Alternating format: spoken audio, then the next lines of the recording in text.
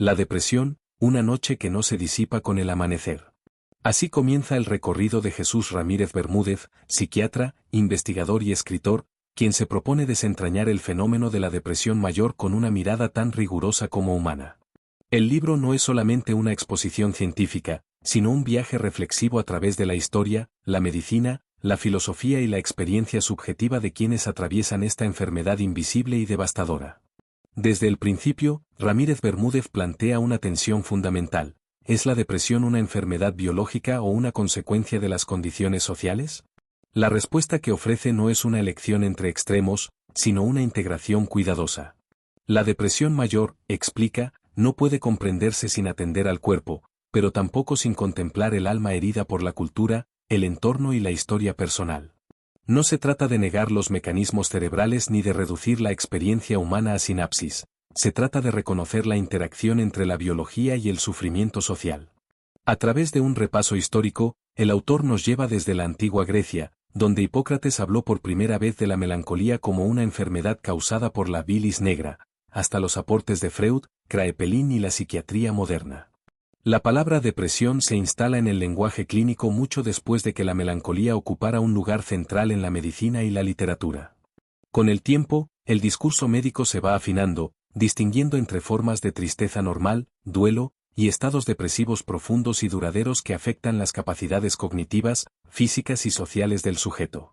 En esa evolución conceptual, destaca el papel de Philippe Pinel, quien a fines del siglo XVIII liberó a los enfermos mentales de sus cadenas en los hospitales de París e introdujo la terapia moral, un abordaje basado en la escucha y la dignidad humana. Ramírez Bermúdez lo rescata como símbolo del deber de atender a la persona más allá del diagnóstico. Esta actitud ética se convierte en uno de los ejes del libro, escuchar al que sufre sin reducirlo a un caso o a un desequilibrio químico. El texto avanza hacia la exploración contemporánea del trastorno depresivo mayor. La psiquiatría actual lo define como un trastorno mental con múltiples episodios, caracterizado por síntomas como tristeza profunda, anedonia, insomnio o hipersomnia, fatiga, culpa, ideación suicida, y pérdida de interés en la vida. Pero Ramírez Bermúdez subraya que este diagnóstico no debe tomarse a la ligera. El mal uso de listas de síntomas, la sobrediagnosticación y la medicalización de la tristeza cotidiana son errores que pueden deshumanizar el sufrimiento real. Diagnosticar bien requiere experiencia, observación detallada y un diálogo genuino con el paciente. Otro de los núcleos fundamentales del libro es el análisis sobre el origen de la depresión. ¿Es genética o ambiental? ¿Es hereditaria o aprendida? La respuesta, como en muchos fenómenos complejos, es multifactorial. El autor revisa los estudios sobre herencia, mostrando que la depresión mayor tiene una heredabilidad media, alrededor del 40%, frente al 80% del trastorno bipolar. Pero lo más relevante, afirma, es que el entorno, la pobreza, el abandono, la violencia, el abuso, actúa sobre el cuerpo, modifica la estructura cerebral y puede desencadenar o agravar los síntomas depresivos. La privación y la amenaza son los dos ejes que Ramírez Bermúdez toma del trabajo de Margaret Sheridan para explicar cómo el ambiente moldea el desarrollo psíquico y neuronal. Los niños que crecen en instituciones, sin afecto ni estímulo, o expuestos a violencia física o emocional, muestran alteraciones significativas en el desarrollo de su corteza cerebral, especialmente en las regiones asociadas con la memoria, la atención y las emociones. La pobreza, ubicada en el centro de ambos ejes, aparece como un factor constante y transversal. No solo limita los recursos materiales, sino que erosiona los vínculos afectivos y aumenta el estrés crónico. En ese marco, uno de los capítulos más conmovedores del libro se dedica a la pérdida de la madre y del padre en la infancia. Estudios realizados en distintas partes del mundo, desde Japón hasta Suecia, muestran cómo la muerte, el abandono o la separación de los progenitores incrementa el riesgo de desarrollar depresión mayor en la adultez. Esta relación no es abstracta, se verifica a nivel genético, por el acortamiento de los telómeros, indicadores del envejecimiento celular, y a nivel conductual, aumento en la tasa de suicidios, hospitalizaciones y trastornos afectivos.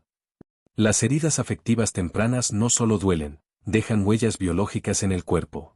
Ramírez Bermúdez, sin embargo, no cae en el determinismo. A lo largo del libro insiste en que la interacción entre genética y ambiente no es una condena. Existen factores protectores, posibilidades de reparación, redes de apoyo que pueden cambiar la trayectoria del sufrimiento. Por eso también estudia el papel de la neuroplasticidad, los efectos del ejercicio físico, la utilidad relativa de los antidepresivos, y las nuevas terapias como la estimulación magnética transcraneal. La ciencia avanza, y cada hallazgo debe ser acompañado de una ética del cuidado. En los últimos capítulos, el autor se adentra en el debate ideológico y cultural sobre la depresión. Algunos críticos consideran que se trata de una invención de la industria farmacéutica, una forma de disciplinamiento social. Otros señalan que el problema es que se intenta resolver con fármacos lo que son problemas del alma o de la estructura social. Ramírez Bermúdez no descarta las críticas, pero las matiza. Afirma que negar la existencia de la depresión mayor es desconocer el sufrimiento real de millones de personas. Y que el sufrimiento necesita abordajes múltiples, biológicos, psicológicos, sociales y culturales. No es una elección entre píldoras o poesía, es una apuesta por la complejidad. Depresión, la noche más oscura es, en resumen, una obra que ilumina sin simplificar. Ramírez Bermúdez combina la precisión científica con la empatía clínica, y ofrece un testimonio lúcido sobre la urgencia de comprender y atender la depresión sin reduccionismos. No propone fórmulas mágicas ni discursos de superación vacíos. Propone conocimiento, escucha, ciencia y ternura. Porque, como él mismo dice, el primer paso hacia la curación no es eliminar la oscuridad, sino aprender a transitarla con otros, con respeto, y sin perder del todo la esperanza.